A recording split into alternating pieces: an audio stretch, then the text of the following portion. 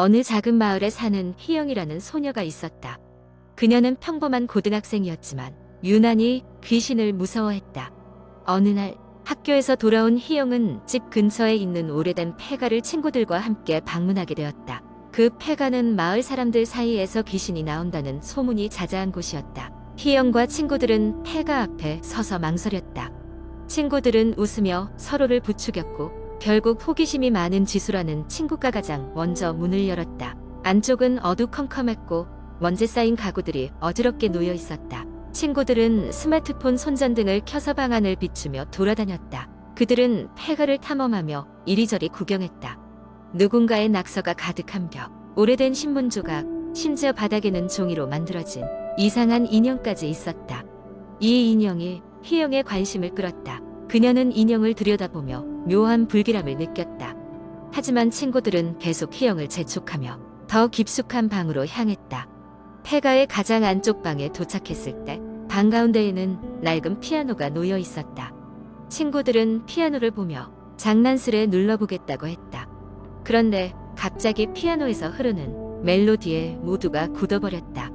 아무도 건반을 누르지 않았지만 피아노는 마치 누군가가 연주하듯 소리를 내고 있었다. 희영의 온몸에 소름이 돋았다.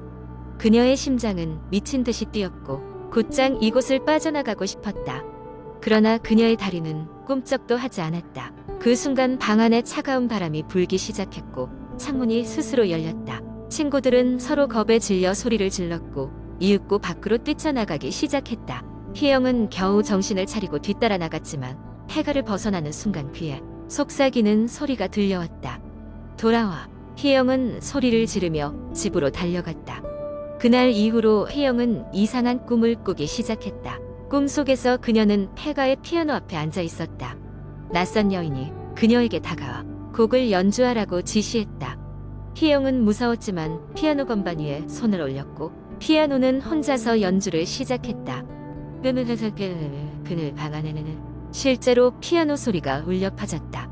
불안감에 휩싸인 희영은 친구들에게 미리 맡아둔 인형에 대해 이야기했다. 그들은 인형이 저주받았다고 믿게 되었고 폐가에 다시 가서 인형을 제자리에 놓기로 했다.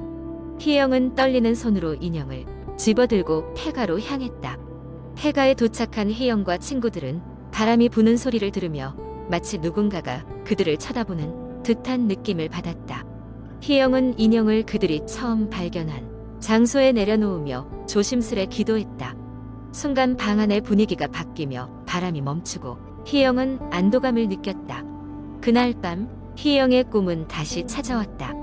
이번엔 폐가 속 여인이 희영에게 고맙다고 말했다. 그녀는 인형을 통해 구속되어 있었고 희영 덕분에 해방될 수 있었다고 했다. 꿈에서 깨는 소리가 들리잖아. 희영도 차츰 악몽에서 벗어날 수 있었다. 이후 폐가는 마을에 의해 철거되었고 희영의 마음속에서 그 사건은 하나의 오래된 이야기로 남았다. 그러나 그녀는 여전히 그날의 경험을 잊지 못했다. 언젠가 다시 그런 일이 벌어진다면 그녀는 어떻게 해야 할지 알게 되었음에도 불구하고 여전히 그 기억은 그녀를 소름 돋게 했다. 두 번째 이야기. 어느 날 서울의 한 평범한 대학생인 지수는 새로 이사간 자취방에서 첫 밤을 맞이하고 있었다. 지수는 학교 근처에 방을 구하게 되어 안심했지만 이사 전날 집주인이 말해준 몇 가지 이상한 이야기들이 머릿속에서 떠나지 않았다. 집주인은 이 집에서 전에 살던 사람들이 가끔 이상한 소리를 듣거나 물건이 사라지는 일을 겪었다고 했다. 하지만 오래된 집들이 원래 그렇듯 대수롭지 않게 넘겼다고 지수는 별로 신경 쓰지 않기로 했다. 새벽 2시 지수는 갑자기 얼어붙은 듯한 감각에 눈을 떴다. 방 안은 한기가 느껴질 정도로 서늘했고 창문은 꽁꽁 닫혀 있었다. 시계를 보자 막 2시를 넘긴 참이었다. 무엇인가 잘못되었다는 느낌이 들었다. 그는 잠에서 깬 김에 물이나 한 잔 마시고 잠을 청하려고 했다. 지수는 주방으로 가기 위해 복도를 지나는데 느낌이 이상했다. 복도를 따라가는데 누군가 자신을 쳐다보는 듯한 기분이 들었다. 등골이 오싹해지며 주위를 둘러봤지만 아무것도 보이지 않았다. 주방에 도착해 물을 마시고 나서 다시 방으로 돌아가는데 이번엔 분명히 발자국 소리가 그의 뒤에서 멈추었다. 방으로 돌아온 지수는 도저히 잠에 들 수가 없었다.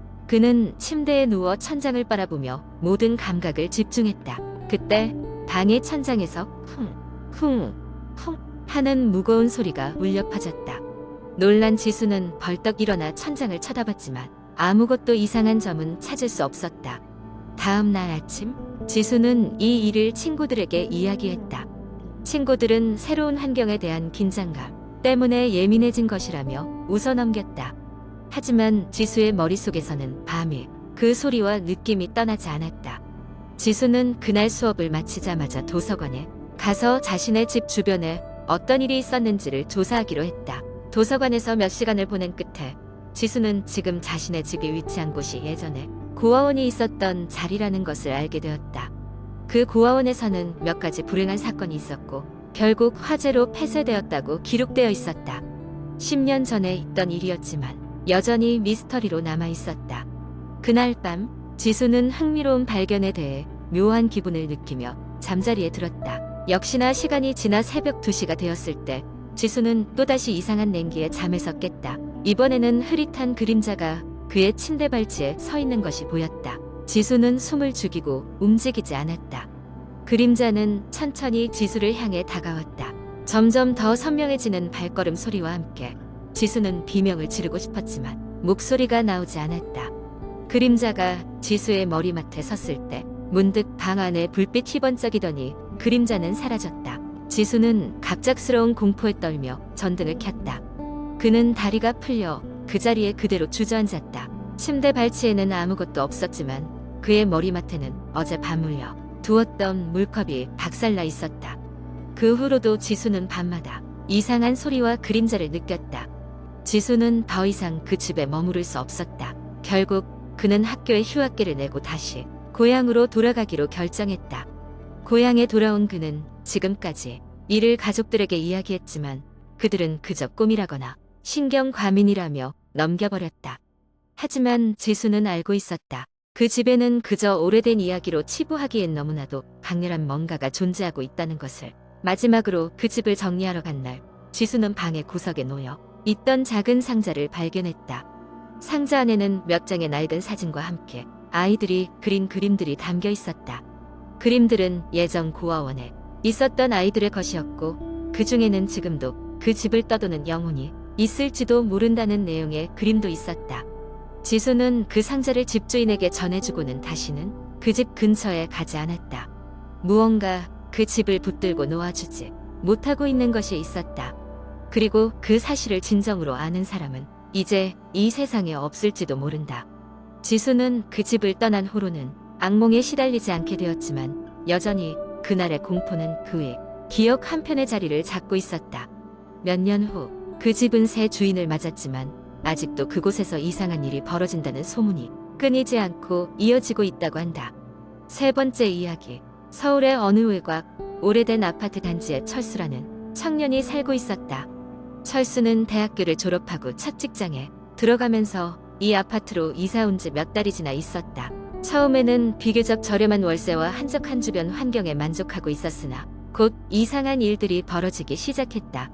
첫 번째 사건은 늦은 밤이었다. 철수는 다음 날 중요한 발표가 있어 준비하느라 잠을 설쳤다. 새벽 2시쯤 갑자기 옆집에서 이상한 소리가 들려왔다. 마치 벽 사이로 누군가가 억지로 무언가를 긁어내는 듯한 날카로운 소리였다. 이 시간에 공사를 하는 건 아닐 텐데. 철수는 고개를 저으며 다시 잠자리에 들려고 했으나 그 소리는 계속되었다. 며칠 후 철수는 엘리베이터에서 옆집에 사는 아줌마와 마주쳤다. 안녕하세요. 요즘 밤마다 소리가 나던데 뭔가 공사라도 하세요? 철수가 물었다. 하지만 아줌마는 어리둥절한 얼굴로 말했다. 무슨 소리죠? 저희 집에서는 아무 소리도 나지 않을 텐데요. 시간이 흐를수록 더 기묘한 일들이 벌어졌다. 어느 날 밤 철수는 꿈을 꿨다. 꿈속에서 그는 아파트 복도를 헤매고 있었다. 갑자기 온몸을 소름 돋게 만드는 한기가 느껴졌고 복도 끝에서 무언가 검은 그림자가 움직이고 있었다. 깜짝 놀라 잠에서 깨보니 방 안은 한기를 잃고 기묘하게도 아침과 다름없는 밝기로 빛나고 있었다. 두려움에 잠을 설쳤던 철수는 동네의 작은 카페에서 우연히 아파트에서 오래 산 주민을 만났다. 그 주민은 이 아파트에 얽힌 이야기를 들려주었다. 여기 아파트에서 예전에 살던 한 가족이 있었어요. 그 가족은 어디론가 이사 가면서 흔적을 남기지 않았다고 해요. 그런데 그 후로 이상한 일들이 계속되고 있죠. 주민의 이야기는 그럴듯한 괴담으로만 들렸지만 철수의 불안은 커져갔다. 결국 그는 용기를 내어 그 밤에 다시 한 번 꿈에서 본 곳으로 가보기로 결심했다. 깊은 밤, 철수는 조용히 집을 나서 복도로 나섰다. 꿈에서 본 장면이 반복되듯 복도 끝에서 검은 그림자가 보였다. 두려움을 애써 누르며 다가가자 그림자는 점점 뚜렷해졌고 그것은 오래된 거울이었다.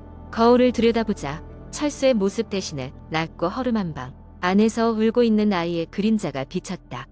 그는 소스라치게 놀라 뒤로 물러섰지만 거울은 손이라도 뻗을 듯한 생생한 현실감으로 그를 붙잡고 있었다. 놀라 정신이 돌아온 철수는 전속력으로 집으로 달려갔다. 그날 이후 철수는 이상한 소리도 꿈도 더는 경험하지 않았다. 이내 얼마 지나지 않아 그는 다른 곳으로 이사하게 되었다. 그리고 그 후로도 그 아파트에서는 종종 기묘한 소리와 이상한 일들이 일어난다는 소문이 계속해서 들려왔다. 언제나 밤이 깊어갈 무렵이면 그 아파트 복도 끝에 서 있는 오래된 거울 앞에서 과거의 그림자들이 새어나온다는 이야기와 함께